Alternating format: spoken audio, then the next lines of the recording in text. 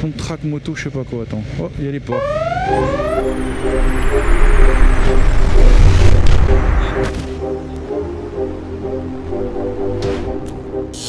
Bon, tu m'as compris, j'ai pas fini mon intro. Tac, bon. Verdict, la moto à 1000 km, on l'a posée à KTM Saint-Etienne. Du coup, le rodage est fini. La voici. Elle part en révision et on repart avec un 890 KTM R. Donc je vais vous faire un petit essai rapidement.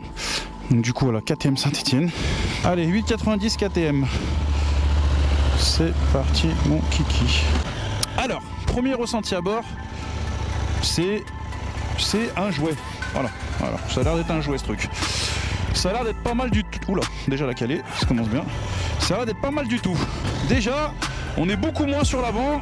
On se tient beaucoup plus position super motard, je trouve, par rapport au 1290. La position n'a rien à voir. La position est complètement différente. Et ça a l'air très très raide. Hein. La moto a l'air vraiment raide. Là, je sais qu'on peut passer par là. Normalement, ça va nous rejoindre sur le petit col de la République. Allez, c'est parti. Par contre... Ah ouais, ça marche plutôt pas mal. Niveau accélération, c'est pas trop mal. Et niveau châssis, ça a l'air de tenir quand même pas mal la route. Hein. Ouais, ça tient. Le Juke 890R tient la route déjà. Je mets un peu en extérieur, on reprend la courbe, on va voir. Ouais, par contre, c'est très très maniable. Hein. Très maniable. Hein. C'est un vélo. Hein. Cette moto est un jouet, regardez. Hop là, j'ai l'impression de pas avoir de moto entre les mains. Mis à part que la position, je préfère vraiment le 1290. Après, question maniabilité, c'est plus maniable que le 1290. Hein. On va aller prendre un peu les routes du Pilat avec. On va aller tester ça dans une petite courbe. Ah ouais, si, j'ai l'anti-patinage, je l'ai senti, elle a bloqué. Ouais, j'ai l'anti-wheeling aussi en fait. Elle a l'anti-wheeling et l'anti-patinage parce qu'elle bloque. Vous pouvez rouler comme un cochon avec, elle pardonne des erreurs, ça se voit. Hop là, ça freine. Ah ouais, ça pardonne. Hein. Ah ouais, effectivement, c'est vraiment un jouet. Hein. Oh, puis ça freine très bien. Le châssis est top. Hein.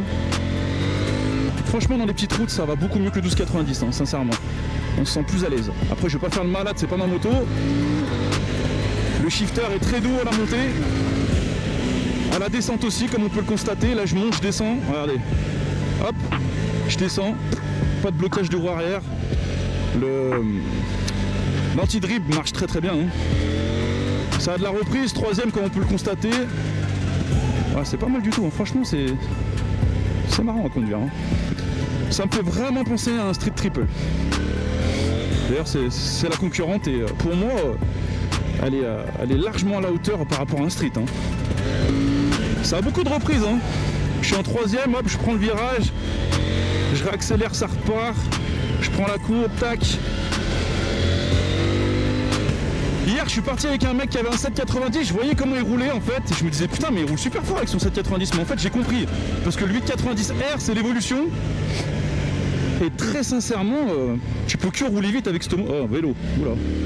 Tu peux que rouler vite avec ce brel. Hein. Allez, on va prendre un peu des grandes courbes pour voir.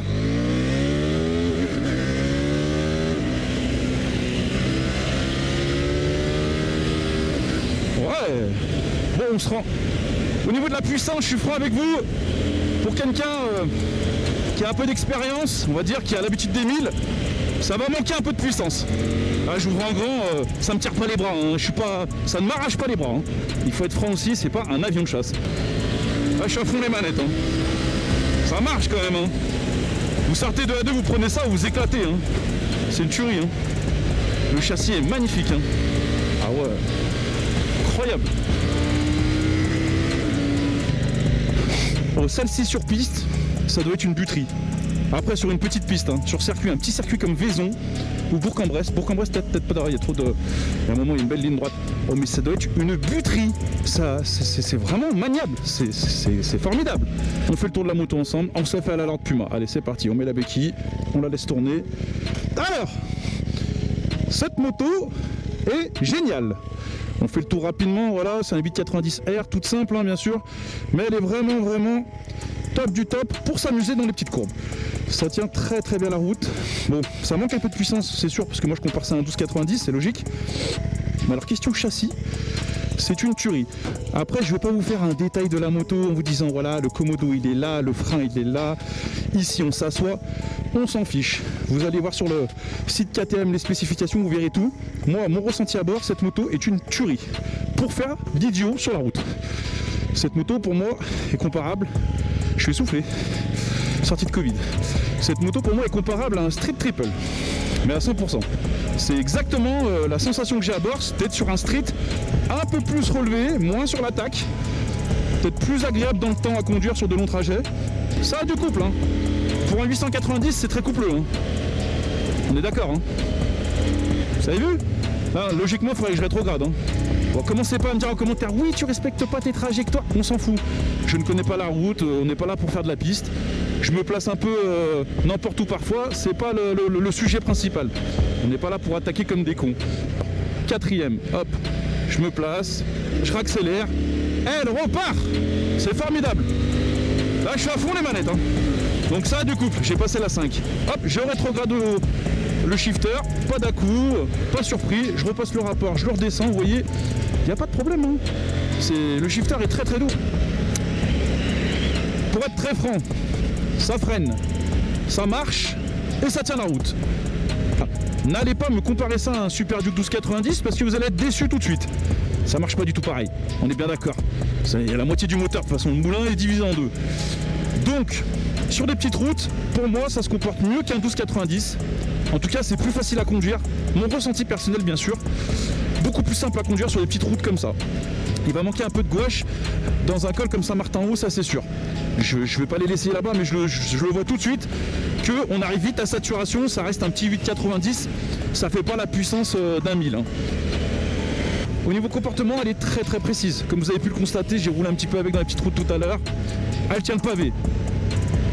Au niveau confort, elle est confortable, mais elle fait mal au cul. Donc je peux pas dire que c'est du confort. La selle d'origine est nulle, je préfère vous le dire. Bon, sacré nuage. La selle d'origine n'est pas du tout confortable. Je suis franc avec vous, je ferai 200 bornes là-dessus, j'aurai mal au cul. Hein. Après, je suis sur la version R. Alors, je sais même pas la différence entre le R et le normal. Je pense que c'est les freins et les suspensions. Je suis même pas au courant en fait, parce que j'ai même pas regardé en fait. Le mec m'a passé la moto, il m'a dit tu rentres chez toi avec. Je dis bah passe-moi un 890. Et puis j'ai dit bah allez spontanément j'allume la GoPro. On va faire un essai vite fait comme ça, du ressenti à bord. Et le ressenti, comme vous pouvez le constater, est très positif. Il n'y a pas de point négatif pour la cylindrée bien sûr, hein, parce que c'est un 890. Hein. Je trouve pas que elle me fait pas de surprise quoi. Elle est pas voilà, c'est pas une moto dangereuse, elle freine très très fort, elle tient très très bien la route. Il n'y a pas besoin en fait d'en dire plus quoi. Hein. C'est une bonne moto. Les mecs qui sortent de A2, je pense que si vous achetez ça, vous allez rouler comme des cochons. Si vous voulez un peu des aspects techniques de la moto, vous connectez sur le site KTM officiel sur internet et vous verrez tout ça. Hein. Je suis pas là pour vous faire le détail, moi je voulais juste vous montrer comment ça se comporte et ça se comporte bien. Bon après il pleut là, c'est pas top du top. Ouf. Oh le freinage est... Oh les mecs, le freinage, ça freine super bien. Waouh, l'ABS marche bien. Hein. Je me suis amusé à déclencher l'ABS, il fonctionne à merveille. Hein. Des gouttes d'eau dans la gueule. Oh là là, celui-là il ferme vraiment. Alors quand ça ferme les mecs, freinez de l'arrière. Je sais pas si vous le savez, il y a beaucoup de gens qui savent pas. Quand le virage se referme et que vous arrivez trop vite, il suffit juste de freiner de l'arrière et vous allez rentrer dans le virage sans problème. Oh là là, qu'est-ce qu'il fait ce narvalo? Hornet c'était pareil. Maintenant tu sors du A2, t'achètes ça, mais t'es Valentino Rossi mec. Tu peux mettre deux langues, tu peux accélérer, ça marche un peu, t'as un freinage de malade mental. Non c'est impressionnant comme brel. Hein. Au niveau des Komodo, c'est plutôt accessible on va dire. Hein. Il n'y a pas de gêne particulière. Ah voilà, voyage. Vous allez retrouver un tableau de bord assez complet. Hein. Voyage, consommation instantanée, vitesse en moyenne, la moyenne de la vitesse, la durée du trajet, l'autonomie qui reste, enfin tout ce qu'on trouve sur une moto de nos jours, quoi, faut être franc. Après vous allez trouver les modes sport, street et rain, ce qui est normal, hein. Comme toute moto maintenant de nos jours avec des cartes électroniques différentes. C'est assez complet, hein.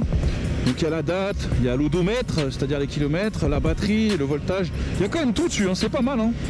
c'est pas mal du tout, hein. Je vous laisserai après voir tout ça dans les caractéristiques. Vous allez trouver aussi le mode de conduite, la durée du voyage, donc là j'ai bien le traction control activé, l'autonomie. Il y a pas mal de trucs. Compte track moto, je sais pas quoi, attends. Oh, il y a les ports. Putain, heureusement que j'étais en train d'aller dans les menus parce que j'allais passer comme un connard, j'allais me faire flasher. Merci qui? Merci les menus. Putain, j'allais me faire flasher les mecs parce que là des fois je passe, je vous garantis que je suis pas à 50.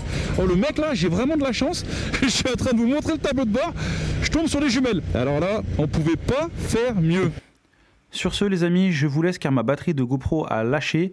Je vous remercie énormément pour avoir regardé cette vidéo jusqu'à la fin et vous souhaite une bonne journée à tous.